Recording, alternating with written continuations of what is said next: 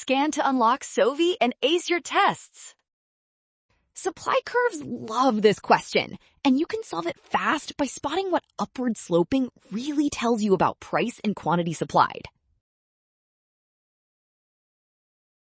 An upward sloping market supply curve means producers offer more only when the price rises. So we're talking about a direct relationship between price and quantity supplied, not demand or revenue.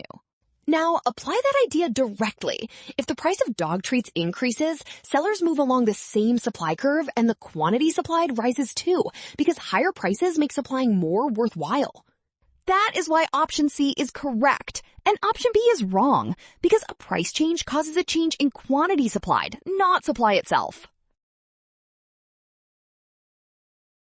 Well done, option C. Scan now. Watch signs, avoid rushing, trust what is given, and check whether the statement says supply or quantity supplied.